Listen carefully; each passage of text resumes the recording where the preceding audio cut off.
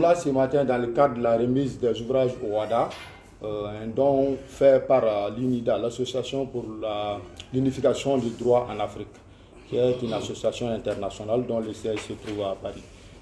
Aujourd'hui, nous avons le plaisir de recevoir le staff de la direction de la Bibliothèque nationale qui, aujourd'hui, ont été des heureux lauréats de bénéficier de ces ouvrages au WADA. Maintenant, Boubacar Djambou, représentant de l'Association pour l'unification du droit en Afrique et enseignant-chercheur. L'objectif de cette rencontre, c'était de remettre certains documents afin d'enrichir le fonds documentaire de la Bibliothèque nationale. L'idée vient d'un de nos étudiants, Sekou Sissoko, qui était venu ici un jour pour faire ses recherches et il a estimé qu'il y avait peu de documents. Bon. Il a émis le souhait qu'on fasse un don et nous l'avons accueilli favorablement et c'est dans ce cadre-là que nous sommes là aujourd'hui. Je tiens quand même à rappeler que ce don n'est pas le premier pour l'association pour l'unification du droit en Afrique. Nous avons eu à faire des dons ici par le passé, en témoignent les documents qui sont derrière nous. Voilà. Dans ces documents se trouvent tous les actes uniformes qui ont été adoptés dans le cadre de l'Organisation pour l'harmonisation en Afrique du droit des affaires. Il y a le traité qui institue l'organisation et les règlements d'arbitrage et les règlements de procédure de la Cour commune de justice et d'arbitrage. Ces textes sont annotés, c'est-à-dire sont accompagnés des derniers avis jurisprudentiels, non seulement de la juridiction suprême en matière de droit au WADA, qui est la Cour commune de justice et d'arbitrage, mais également de certaines des cours d'appel des pays membres de l'OADA. Le budget pour ces documents, c'est à près d'1 million, parce qu'il y a 10 codes bleus et 2 codes verts.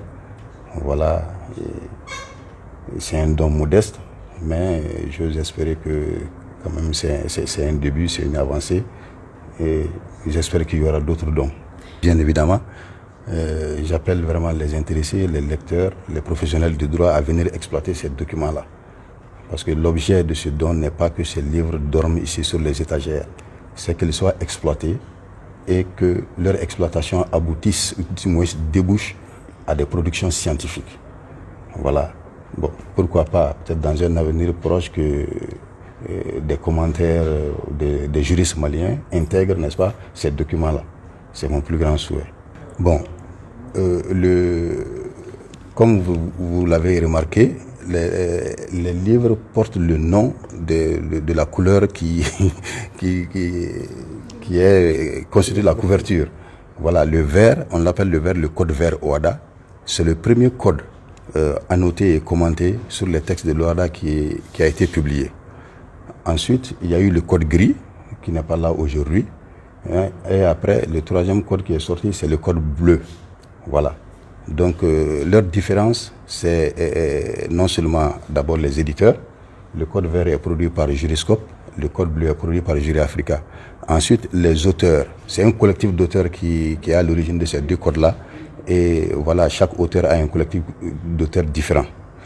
Bon, également, une différence est au niveau du contenu. Bon, bien évidemment, quand deux personnes commentent ou du moins annotent un article, ce n'est jamais de la même manière. Voilà. Mais les mêmes décisions peuvent se retrouver commentées dans les deux codes, je veux dire annotées dans les deux codes, mais de façon différente. Et dans certains cas, surtout dans le code vert, les annotations sont accompagnées de commentaires. Voilà. Et certaines annotations également dans le code bleu sont accompagnées de commentaires. Vous voyez. Donc c'est essentiellement la différence qui est entre les deux. Au-delà de ça, je crois que le code bleu est plus volumineux que le code vert. Et cela témoigne du fait que, voilà, surtout le code bleu date de 2023, c'est la dernière édition. Donc il y a plus de textes, d'annotation, de jurisprudence qui est contenu dans le code bleu que dans le code vert. Je crois que c'est essentiellement les différences qui existent entre les deux codes. Moi je suis Diadje Kouné, chef de division Bibliothèque nationale. Ces dons sont des très bons gestes pour la bibliothèque et pour les personnels et les lecteurs de cette bibliothèque.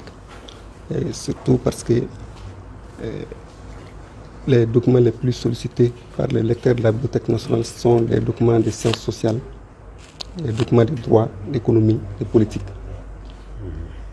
Donc ça répondra à beaucoup de demandes, des requêtes de nos lecteurs.